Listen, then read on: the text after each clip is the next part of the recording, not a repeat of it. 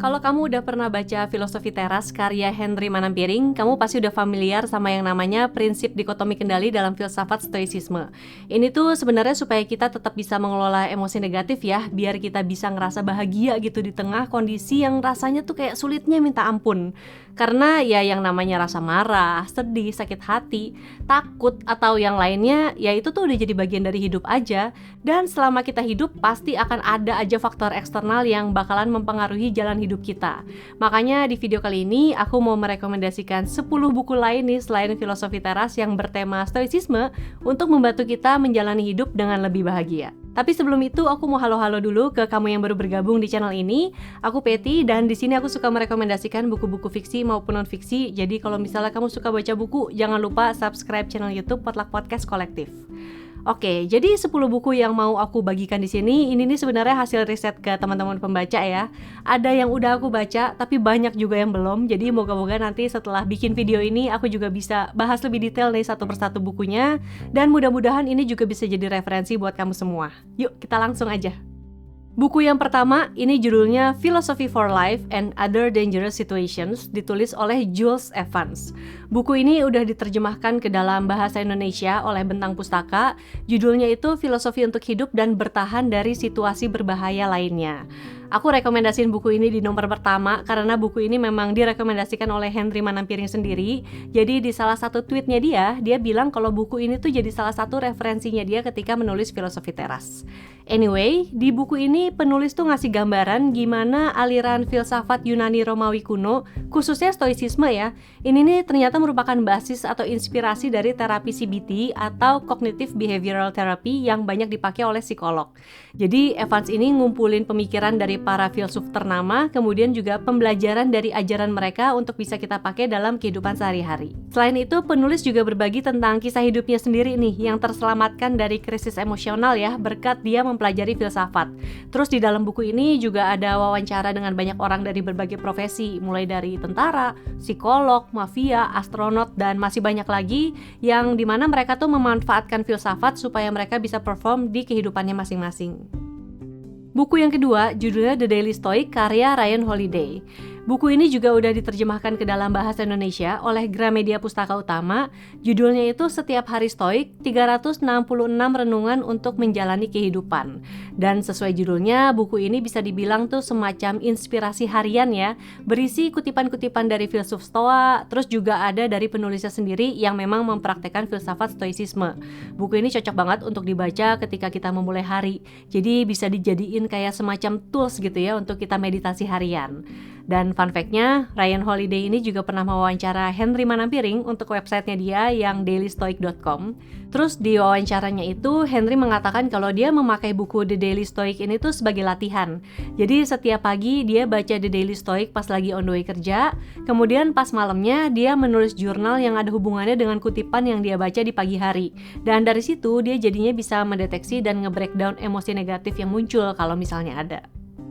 Buku yang ketiga, The Meditations karya Marcus Aurelius. Nah, ini tuh buku wajib banget untuk kamu baca kalau kamu memang mau mendalami tentang stoicisme, karena ya buku ini ditulis oleh filsuf Stoanya sendiri, yaitu Marcus Aurelius.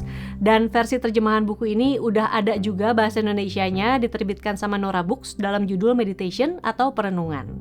Buku ini tuh sebenarnya kayak jurnal pribadinya Marcus Aurelius ya semasa dia menjabat sebagai kaisar Romawi.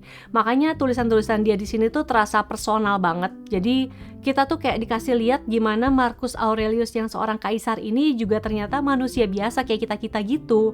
Karena ya sebagai pemimpin bangsa Romawi nih, dia tuh setiap hari tetap harus berhadapan dengan kecemasan, dengan kekecewaan, dengan ketakutan.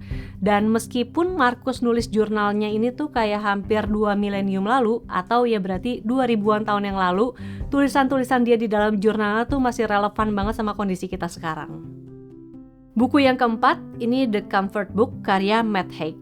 Nama Matt Haig harusnya udah cukup familiar di telinga kita ya, karena dia nih penulis novel bestseller The Midnight Library, terus juga dia nulis buku non-fiksi Reasons to Stay Alive, dua-duanya udah diterjemahin oleh Gramedia Pustaka Utama, dan buku The Comfort Book ini juga diterbitkan oleh Gramedia Pustaka Utama.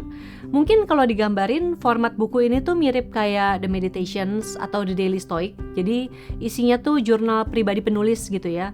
Kadang ada kutipan, kadang ada pendapat atau tulisan tentang hal-hal yang dirasakan oleh penulis setelah dia melakukan sesuatu. Misalnya setelah dia membaca buku atau setelah dia menonton film. Dan kadang penulis juga suka berbagi tentang pengalaman hidupnya dia di masa lalu.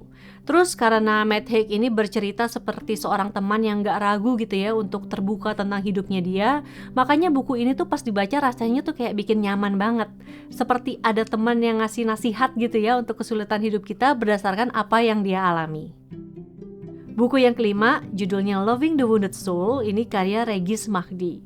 Buku ini ditulis oleh akademisi yang juga penyintas depresi, jadi bisa dibilang kalau kamu baca buku ini, kita tuh kayak dapat paket komplit informasi tentang depresi. Karena kalau dari segi akademisi, Regis Mahdi ini memaparkan secara ilmiah ya tentang asal-muasal depresi, terus dia juga banyak memasukkan teori dan artikel ilmiah yang jadi pendukung. Jadi semuanya ada nih, mulai dari ciri-ciri depresi, siapa yang bisa terkena, faktor penyebabnya, dan cara mengatasi atau menyikapinya juga. Kalau dari segi penyintas, Regis ini secara terbuka menceritakan tentang pengalaman depresi yang dia alami. Dan pengalaman personal ini juga yang bikin bukunya dia ini jadi jauh gitu dari terkesan menggurui. Ada teman pembaca yang bilang kalau misalnya kamu suka baca filosofi teras, kamu juga kemungkinan besar akan suka dengan buku ini. Karena topiknya tuh masih satu tema, dan gaya bertutur penulis di buku ini tuh juga sederhana ya.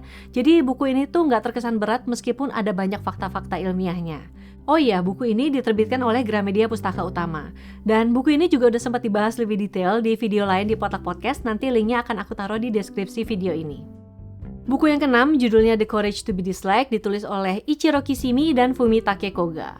Versi terjemahan buku ini judulnya Berani Tidak Disukai, diterbitkan oleh Gramedia Pustaka Utama. Ini juga salah satu buku bestseller ya, yang sampai sekarang tuh masih terus direkomendasikan oleh teman-teman pembaca yang lagi mencari buku-buku self-improvement. Dan menariknya, buku ini tuh ditulis dengan gaya berdialog antara anak muda yang sering merasa nggak puas gitu ya dengan hidupnya, dan seorang filsuf yang bijak. Jadi diceritakan nih si anak muda ini tuh mendatangi sang filsuf untuk bertukar pikiran, tapi nggak jarang dia juga sebenarnya membantah cara pandangnya sang filsuf itu. Tapi sang filsufnya ini tentu saja dengan bijak dan sabar memberikan penjelasan dengan sangat elaboratif. Dan buku ini memang ditulis berbasis pada teori psikologi individual Adler. Kalau yang biasanya mungkin lebih sering kita dengar itu teorinya Carl Jung atau Sigmund Freud ya. Dan ada banyak nih yang diangkat tentang hidup gitu ya di dalam buku ini. Misalnya tentang penerimaan diri di saat kondisi kita itu lagi sulit banget.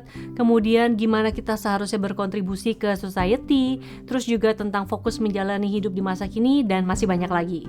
Buku ini juga udah sempat dibahas lebih detail di video Potluck Podcast yang lain. Nanti linknya akan aku taruh di deskripsi video ini. Buku yang ketujuh, The Things You Can See Only When You Slow Down, ditulis oleh Haimin Sunim. Ini bukunya cocok banget buat kamu yang ngerasa lagi hampa atau bingung dengan masa depan. Karena abis baca buku ini, pikiran kamu tuh akan lebih tenang. Terus juga semoga ya jadi lebih jernih buat ngelihat apa yang ada di hadapan.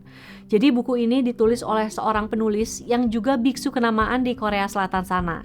Ini diterbitkan oleh Kepustakaan Populer Gramedia.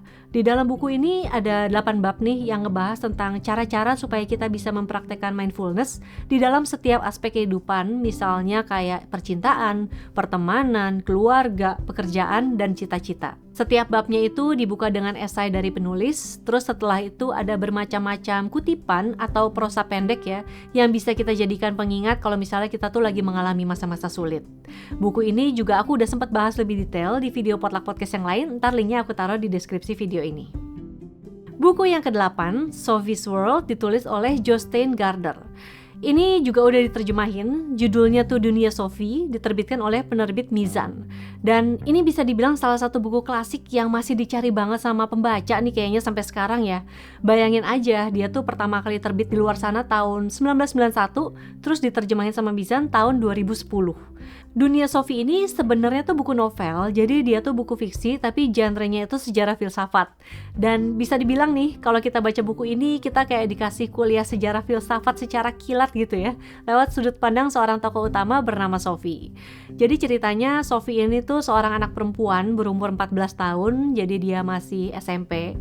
Nah, suatu hari waktu pulang sekolah, dia mendapati satu surat misterius yang berisikan cuma satu pertanyaan. Siapakah kamu? Kemudian di hari yang sama, dia dapat surat yang lain lagi nih, isinya juga satu pertanyaan. Dari manakah datangnya dunia? Nah, surat-surat itu akhirnya bikin Sophie tuh mulai mempertanyakan hal-hal dasar tentang kehidupan gitu ya. Dan sejak itu dia jadi belajar filsafat. Kemudian dari Sophie yang belajar filsafat ini, kita jadi diajak untuk kenalan sama para filsuf terkenal nih, mulai dari Plato sampai Sigmund Freud. Dan menariknya, karena ini novel, pembahasan tentang filsafat yang biasanya jelimet tuh jadi dibikin lebih sederhana. Buku yang ke-9, The Subtle Art of Not Giving a Fuck, ditulis oleh Mark Manson. Nah, ini buku yang fenomenal banget kayaknya ya. Di seluruh dunia semua orang tuh ngomongin banget, ngerekomendasiin banget, termasuk di Indonesia. Buku ini juga bestseller di Indonesia, diterjemahkan oleh Grasindo dengan judul Seni Bersikap Bodo Amat. Dan senada dengan judulnya ya, baik yang versi bahasa Inggris maupun bahasa Indonesia, buku ini tuh ditulis oleh Mark Manson dengan gaya menulis yang super blak-blakan, tapi kocak banget. Dan pas baca tuh mungkin kita akan ngerasa dia kedengerannya tuh kayak merendahkan audiensnya gitu ya. Tapi nggak sama sekali sih. Justru Mark Manson ini mau ngasih tahu secara gamblang nih ke kita untuk kayak, ya udah deh, lu nggak usah peduliin apa kata orang, lakuin aja apa yang mau lo lakuin dan nggak usah pusingin hal-hal yang nggak penting. Sebenarnya ini sama dengan prinsip dikotomi kendalinya filsafat stoicisme ya, tapi disampaikan oleh Mark Manson tuh bukan dengan positive encouragement, tapi dengan tamparan keras di pipi. Buku ini juga udah sempat dibahas lebih detail di satu video Potluck Podcast yang lain, ntar linknya aku taruh di deskripsi video ini. Buku yang ke-10 ini Atomic Habits, ditulis oleh James Clear. Nah, ini salah satu buku yang gak ada habis-habisnya juga dibahas orang sampai sekarang nih kayaknya ya. Versi terjemahan buku ini juga udah ada, diterbitkan oleh Gramedia Pustaka Utama.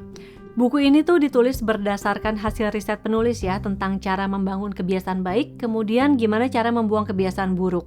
Dan buku ini juga dibuat sangat praktikal supaya kita tuh bisa langsung nyobain mengubah kebiasaan kita pas kita lagi membaca bukunya. Nah, terus apa hubungannya nih antara stoicisme dengan Atomic Habits?